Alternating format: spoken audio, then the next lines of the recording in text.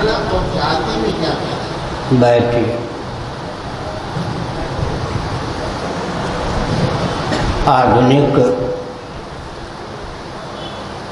दिशाहीन स्वयं को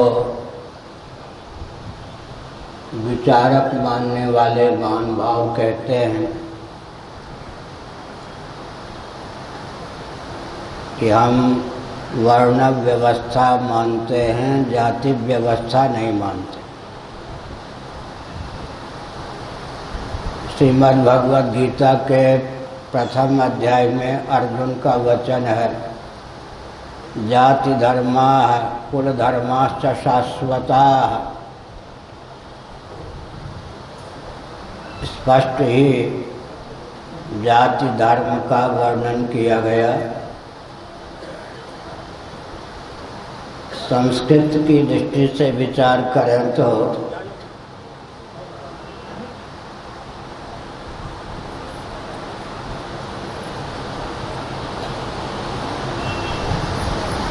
प्रारब्ध के 3 फल योग दर्शन आदि में बताए गए, जाति, आयु और भोग। यहाँ जाति का अर्थ जन्म है। द्विजाति जब कहते हैं तो 2 बार जिसका जन्म हो वह द्विजाति, उसी को द्विज भी कहते हैं।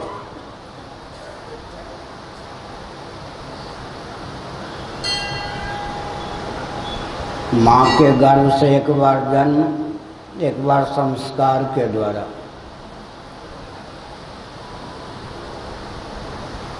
जब वर्णाश्रम शब्द का हम प्रयोग करते हैं तब ब्राह्मण, क्षत्रिय, वैश्य, शूद्र ये 4 वर्ण गिने जाते हैं।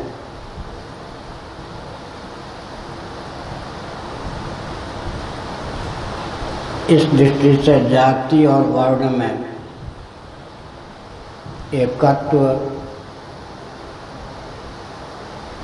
की सिद्धि होती है। सनातन सिद्धांत यह है कि पूर्व कर्मानुसार जाति अर्थात जन्म की प्राप्ति होती है।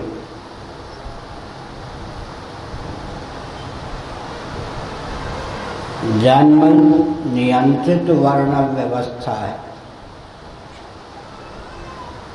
वर्ण नियंत्रित आश्रम व्यवस्था है,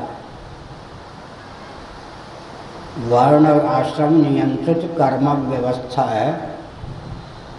मनवादी धर्मशास्त्रों का तात्पर्य यही सिद्ध होता है। जिनका जन्म ब्राह्मण कुल में हुआ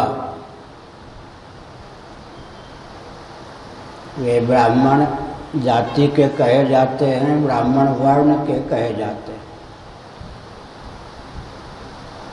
पूर्व कर्म के अनुरूप जन्म की प्राप्ति होती है। जन्म से नियंत्रित वर्ण व्यवस्था मान्य है। वर्ण नियंत्रित आश्रम व्यवस्था भी मान्य है। सामान्य नियम यह है कि जो ब्राह्मण हैं, ब्रह्मचर्य, गृहस्थ, वानप्रस्थ और संन्यास चारों आश्रमों में अधिकृत माने गए।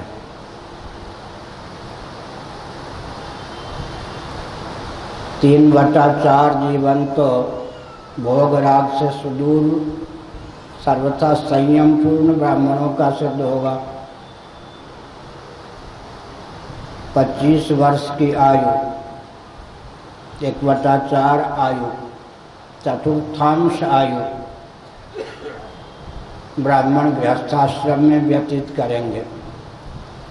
उसमें भी अष्टमी आदि तिथि का ध्यान रखकर ही विषय का संस्पर्श उन्हें करना होगा। शिक्षा, न्याय आदि सारी व्यवस्था जिनके अधीन है पूरे विश्व को, विशेषकर शासन तंत्र को दिशा देने का जिनका दायित्व है, उन ब्राह्मणों का पूरा जीवन त्यागमय, तपस्यामय होना ही चाहिए। ऐसा होने पर ही शिक्षा की व्यवस्था संतुलित रूप से प्राप्त होगी। क्षत्रियों के लिए कहा गया कि वे वानप्रस्थ तक, अर्थात केवल 3 आश्रमों तक अपने आप को संयत रखें। पांडवों ने वीर संन्यास लिया, लिंग संन्यास नहीं। क्षत्रिय भी अगर सन्यासी होने लगेंगे तो राष्ट्र की रक्षा व्यवस्था संतुलित नहीं रहेगी। वैश्यों को कहा गया कि आप गृहस्थाश्रम तक अपने आप को सीमित रखें, क्योंकि आपके ऊपर कृषि, गौरक्ष, वाणिज्य पूरा अर्थ निर्भर करता है। देश में, परिवार में अर्थव्यवस्था सबको संतुलित रूप में सुलभ हो, आर्थिक विपन्नता और अनावश्यक विषमता का ग्रास समाज न बने, इस दायित्व का निर्वाह करना वैश्यों का धर्म है। इसलिए वानप्रस्थ संन्यास आश्रम से उन्हें दूर रखा गया। शूद्रों को कहा गया कि आप केवल गृहस्थाश्रम तक सीमित रहें। परंपरा प्राप्त जो कला है उसको विकसित करें। आपके ऊपर सेवा, कुटीर उद्योग, लघु उद्योग का दायित्व गुरुतर प्राप्त है। उस दायित्व का निर्वाह करने पर ही सबको संतुलित रूप में श्रम, सेवा की समुपलब्धि हो सकेगी। इस प्रकार जन्म नियंत्रित वर्ण व्यवस्था, वर्ण नियंत्रित आश्रम व्यवस्था, वर्णाश्रम नियंत्रित कर्म व्यवस्था, शिव पुराण में एक दृष्टिकोण प्राप्त है। हिंदी में कहते सोने में सुगंध। विशेषण भी ब्राह्मण हो, विशेष्य भी ब्राह्मण हो, तब 1 नंबर का ब्राह्मण माना जाता है। विशेष्य तो ब्राह्मण रहेगा ही, विशेषण में परिवर्तन होता है। ब्राह्मण ब्राह्मण, यहाँ विशेषण भी ब्राह्मण है, विशेष्य भी ब्राह्मण है। क्षत्रियोचित रीति से जीविका कार्जन करने वाले, लेकिन ब्राह्मण कुल में उत्पन्न क्षत्रिय ब्राह्मण। वैश्य रीति से जीविका अर्जित करने वाले, लेकिन ब्राह्मण कुल में परंपरा से उत्पन्न वैश्य ब्राह्मण। ब्राह्मण कुल में उत्पन्न होने पर भी शूद्रोचित विधा से जीवन यापन करने वाले शूद्र ब्राह्मण। लेकिन विशेष्य में परिवर्तन नहीं हुआ, विशेषण में जीविका को लेकर, कर्म को लेकर परिवर्तन हुआ। तो विवक्षावशात जाति और वर्ण एकार्थक है। उसमें भस्मजावालोपनिषद, महाभारत का शांति पर्व, अव्यक्तोपनिषद आदि का अनुशीलन करें तो वर्ण का अर्थ लोक में रंग है। सामान्य नियम यह है कि ब्राह्मणों का वर्ण गौर होना चाहिए, क्षत्रियों का वर्ण रक्त होना चाहिए, लोहित, वैश्यों का वर्ण पीत और शूद्रों का वर्ण श्याम या कृष्ण। माता पिता का संसर्ग, संग, इन सब का प्रभाव पड़ता है। रुद्राक्ष की भी 4 विधा है। ब्राह्मण जब श्वेत वर्ण का रुद्राक्ष धारण करता है तो उसका उत्कर्ष होता है। जहाँ की भूमि स्वभाव से गोरी चट्टी होती है, श्वेत वर्ण की होती है, सफ़ेद, वहाँ ब्राह्मणों का उत्कर्ष होता है। जहाँ की भूमि रक्त वर्ण की होती है वहाँ क्षत्रियों का उत्कर्ष होता है। जहाँ की भूमि पीत वर्ण जैसे वृंदावन आदि की होती है वहाँ वैश्यों का उत्कर्ष होता है। और जहाँ खरगोन आदि मध्य प्रदेश आंध्र आदि में कपास के अनुकूल भूमि काली होती है वहाँ शूद्रों का उत्कर्ष होता है। अब एक संकेत करते हैं, श्रीधर स्वामी महाभाग ने श्रीमद् भागवत की टीका में एक तथ्य उद्भाषित किया, व्याकरण की दृष्टि से नहीं, लोक सम्मत दार्शनिक दृष्टि से। अपवाद स्थल अधिक होने पर भी सिद्धांत में कोई अंतर प्राप्त नहीं होता। बरसता हुआ जो जल है उसका रंग श्वेत होता है या नहीं, सफ़ेद। सित अस्वाद मधुर, जल का वास्तविक वही रंग है, वही स्वाद है। लेकिन कालिंदी जल, आजकल की कालिंदी नहीं, आज तो गंगा कालिंदी कुछ भेद ही नहीं है, गंदा नाला डालकर। कालिंदी माने यमुना। यमुना का जो जल है वह श्याम वर्ण का परिलक्षित होता है, लेकिन यमुना जल को भी ऊपर उठा लेंगे तट पर बैठकर या नदी में प्रवेश करके तो उसका रंग श्वेत ही होगा।